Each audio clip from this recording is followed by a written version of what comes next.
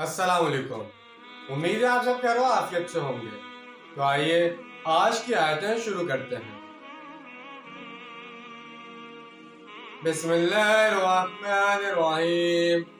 अलम तरा इलल लज़ीना ऊतू नसीबम मिनल किताबि युदऊना इलल किताबिल्लाहि लियहकुम बैनहुम सुम्मा यतवल्ला फरीकुम मिनहुम व हुम मुअरिदून।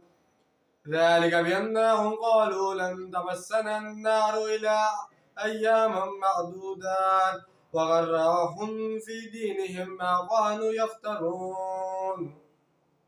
شروع اللہ کے نام سے جو بڑا مہربان نہایت رحم کرنے والا ہے۔ کیا تم نے غور نہیں کیا ان لوگوں کی حالت پر جنہیں کتاب کا ایک حصہ دیا گیا تھا؟ اب انہیں بلایا جاتا ہے اللہ کی کتاب کی طرف کہ وہ ان کے مابین فیصلہ کرے، پھر ان میں سے ایک گروہ پیٹ پھیر لیتا ہے آراز کرتے ہوئے۔ یہ اس وجہ سے ہے کہ یہ کہتے ہیں کہ ہمیں تو جہنم کی آگ چھو ہی نہیں سکتی مگر گنتی کے چند دن، اور انہیں دھوکے کے مبتلا کر دیا ہے ان کے دین کے بارے میں ان چیزوں نے جو یہ گھڑتے رہے ہیں۔ یہ مضمون سورہ بقرہ میں آ چکا ہے۔ ان کی دھٹائی کا اصل سبب ان کے من گھڑت خیالات ہیں۔ جب ان سے کہا جاتا ہے کہ تم کتاب پر ایمان رکھتے ہو تو اس پر عمل کیوں نہیں کر رہے؟ اس میں تو لکھا ہے کہ سود حرام ہے اور تم سود خوری پر کم بستہ ہو، اس سے حلال کو حلال اور اس کے حرام کو حرام کیوں نہیں جانتے؟ تو اس کے جواب میں وہ اپنا یہ من گھڑت عقیدہ بیان کرتے ہیں کہ ہمیں تو جہنم کی آگ چھو ہی نہیں سکتی مگر گنتی کے چند دن۔ جب یہ عقیدہ ہے تو پھر انسان کا ہے دنیا کا نقصان برداشت کرے، پھر تو حلال سے حرام سے جائز سے ناجائز سے جیسے بھی عیش دنیا حاصل کیا جا سکتا ہو حاصل کرنا چاہیے۔ یہ عقیدہ در حقیقت ایمان بالآخرت کی نفی کر دیتا ہے۔ اس طرح کے جو عقائد و نظریات انہوں نے گھڑ لیے ہیں ان کے باعث یہ دین کے معاملے میں گمراہی کا شکار ہو گئے ہیں۔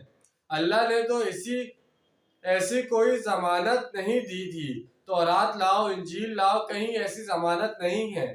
یہ تمہارا من گھڑت عقیدہ ہے اور اسی کی وجہ سے اب تم دین کے اندر بددین یا بے دین ہو گئے ہو۔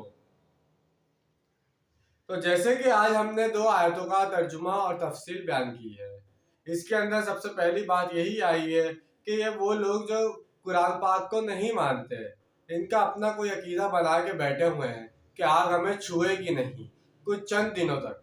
لیکن یہ کیسا عقیدہ ہے آخر ان کا؟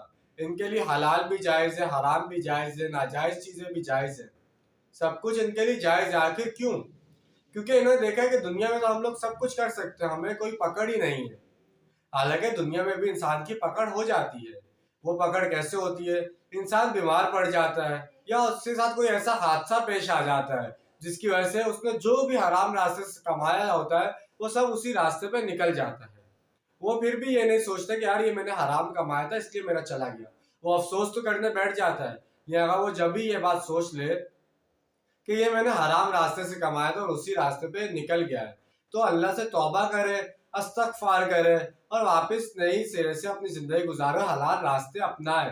جب انسان سچے دل سے اپنے اللہ سے توبہ کر لیتا ہے تو اللہ تعالیٰ بھی اس کی توبہ قبول کر لیتا ہے، پھر اس کو سیدھے راستے پر چلنے کی توفیق بھی حاصل ہو جاتی ہے۔ پھر اللہ تعالیٰ اس کے تمام گناہوں کو معاف کر دیتا ہے اور اس کی نیکیوں میں اضافہ کر دیتا ہے۔ تو انشاءاللہ آج کی ویڈیو آپ کو پسند آئی ہوگی۔ ملتے ہیں اگلی ویڈیو میں۔ اپنا ڈھیر سارا خیال رکھیے گا اور اپنوں سے زیادہ دوسروں کا خیال رکھیے گا۔